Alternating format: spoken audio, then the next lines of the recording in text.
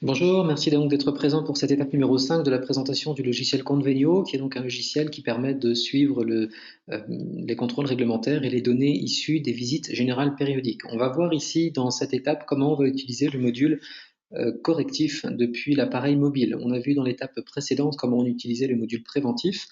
Les données qui avaient été planifiées depuis l'écran principal, que l'on voit ici, donc les différents contrôles réglementaires à réaliser mois après mois, s'affichaient donc dans la liste des tâches à réaliser du module préventif. Nous avons dans l'étape précédente enregistré une anomalie à corriger. Nous allons voir qu'elle se trouve donc dans cette partie corrective. N'importe qui peut avoir accès à cette application. Il suffit en fait que l'utilisateur télécharge l'application Convenio, qui se trouve donc ici, qui se nomme GRC, et qui est utilisable sur Apple ou sur Android.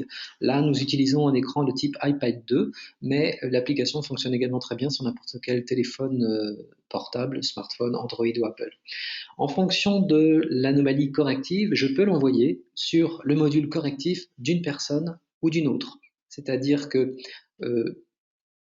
lorsque je fais une visite préventive, je vais remonter un certain nombre d'anomalies. Certaines vont être simples à réaliser, s'il s'agit par exemple de dépoussiérer un équipement, s'il s'agit de nettoyer un équipement, s'il s'agit de le remettre en place.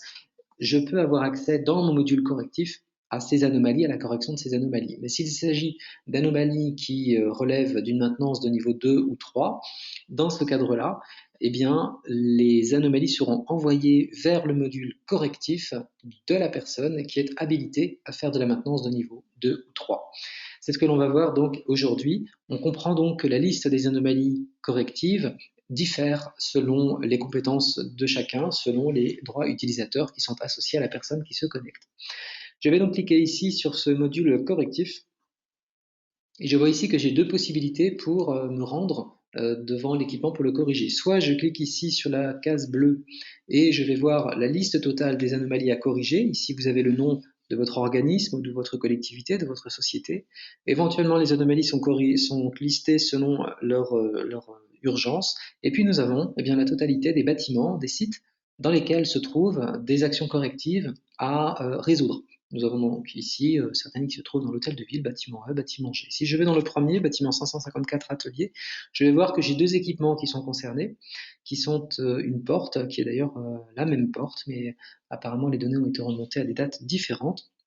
Je vais dessus, des dates différentes, et puis donc éventuellement également des temps de résolution différents. Et je vois ici que j'ai une première anomalie qui est à corriger. La porte ne se ferme pas complètement, il y a un problème de ressort, ça a été remonté le 14 septembre 2020 à 14h45. Je peux grandir la photo, la première, la deuxième également, et je peux corriger l'anomalie. Je ne vais pas le faire là pour l'instant, on va revenir en arrière et on va avoir la deuxième possibilité d'affichage de l'anomalie qui consiste à scanner son QR code. Et pour ça, en fait, je vais reprendre le QR code de l'équipement de l'étape précédente. On m'avait remonté précédemment des anomalies concernant un extincteur qui était celui-ci. Alors, je vais cliquer ici sur l'icône QR code et je vais aller sélectionner donc le même équipement que tout à l'heure. Voilà, il a été chargé. C'est donc un équipement qui est un extincteur à mousse qui a un code 001, c'est bien celui que l'on a ici, et un QR code 2810, c'est bien celui que l'on a ici également. Et il se trouve dans le bâtiment E 558 artisanat textile contre le couloir 523. On avait donc remonté tout à l'heure, les instructions de l'extincteur ne sont pas lisibles, c'était dans l'étape précédente. Et nous avions entré un commentaire, faire passer la société de maintenance. Donc là, il faut considérer que nous sommes la société de maintenance. Je peux cliquer sur la photo, il y en a une seule, il aurait pu y en avoir deux. Et ça a été enregistré donc le 7 octobre 2020 à 11h53.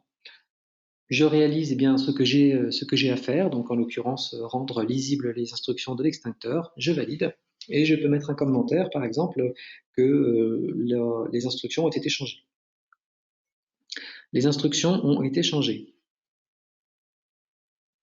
Voilà. Alors, éventuellement, je peux corriger la reconnaissance vocale si jamais elle présente quelques difficultés. Et puis, je peux prendre, même chose, toujours une photo pour montrer la réalité du travail effectué.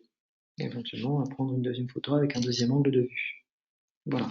Et tout simplement, j'envoie les données. Encore une fois, il faut que la tablette soit connectée en Wi-Fi, en 3G ou en 4G pour que les données soient envoyées. Sinon, on attend la prochaine connexion pour pouvoir les envoyer. Et puis, eh bien, ici, nous avions 360 anomalies résolues et 94 qui restaient à corriger. On va voir que lors de la mise à jour, on va passer bien sûr à 93 et puis à 359 puisque nous avons corrigé cette anomalie.